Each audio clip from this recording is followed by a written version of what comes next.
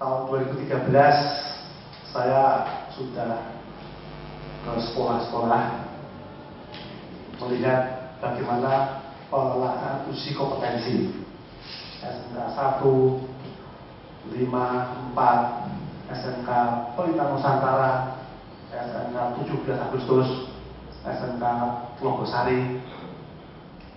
Dari SMK saya melihat langsung kondisinya, uji kompetensi. Saya juga tanya kepada siswa-siswa juga yang mengatakan yang pelaku uji kompetensi.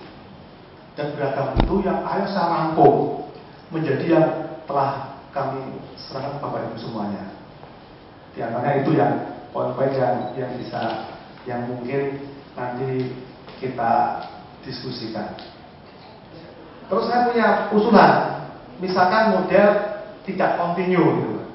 Kalau dia mengerjakan, putar lagi, rotasi, langsung rotasi dia. Alternatif yang penjenengan sampaikan tadi saya sependapat itu. Main berhenti dulu, nah, nanti jalan lagi, grup kedua, grup pertama jalan lagi. Saya kira tadi modelnya agak saya bisa menerima gitu ya, saya sependapat itu. Terus kemudian kalau kita dari sisi industri, sebenarnya materi yang diujikan itu adalah sebenarnya monoton. Kadang jurusan listrik atau jurusan elektro dikirimkan ke uji kompetensi otomotif. Jadi kadang-kadang pun juga kita bingung juga hal-hal menemui seperti itu.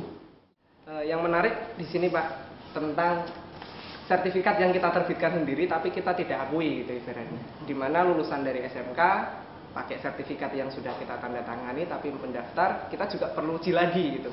Tidak langsung terima. Kalau kita membentuk suatu seorang mekanik itu tidak cukup waktu 5 tahun, tidak cukup Pak.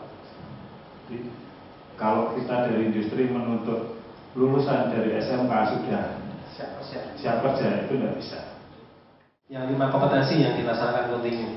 Kebetulan kalau di tempat saya di SMK 1 itu tidak seperti itu Pak. Memang sudah beda. Jadi satu pekerjaan bisa break sampai 2 periode. Bahwa Dudi itu menentukan biaya sekitar sekian ini di sekolah negeri. Kira-kira di sekolah swasta bagaimana? Itu selalu ada dialog dengan pengawas yang datang monep ke sekolah swasta, begitu Bapak?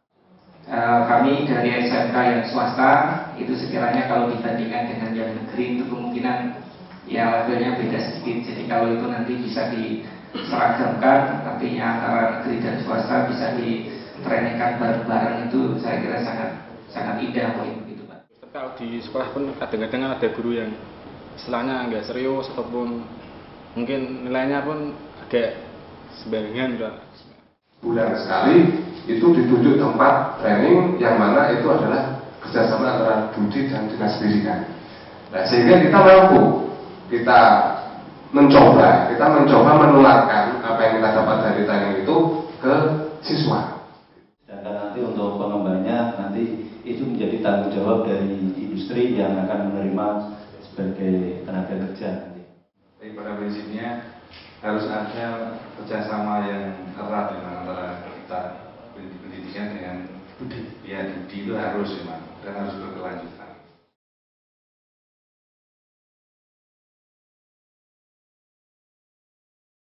Dan tujuan kami di sini adalah untuk menindaklanjuti apa yang telah kami lakukan pada bulan Maret tahun 2014. Sebelumnya tanggal 2013 kami penelitian lapangan, kemudian tahun 2014 Maret saya mengadakan FGD, kemudian hasil FGD kami konsultasikan lagi dengan Prof. Sadudi, Prof. Santo, dan Prof. Santo, akhirnya mengkristal menjadi yang saat ini akan kami sampaikan juga. Yang intinya kami minta pendapat dari Bapak Ibu semuanya, apakah model semacam ini bisa diaplikasikan, di mana materi uji kompetensi yang kami kemarin diskusikan pada FGD pertama itu telah banyak masukan-masukan yang intinya industri nggak mau mungkin menaikkan peringkat, menaikkan materinya dari SMK ini sudah cukup gitu kan ya, karena level 2. Namun demikian ini perlu ada apalah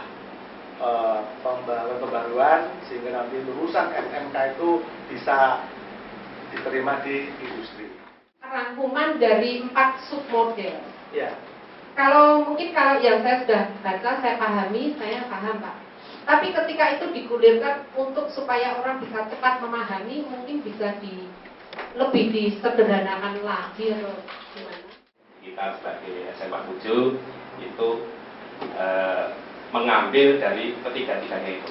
Dari SKKNI, kemudian dari Dudi, kemudian dari silabus yang dikeluarkan dari Kemendiknas. Ya, jadi ada 3 itu, kemudian dirangkum, dan nanti dipilih, dianalisis mana untuk materi uji kompetensi yang perlu dilakukan perubahan. Nomor 1 adalah pemberdayaan SDM Pak Gurunya.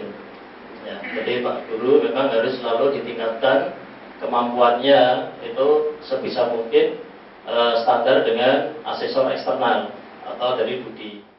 Jadi memang untuk menjadi asesor itu ada 2 kompetensi yang harus dikuasai.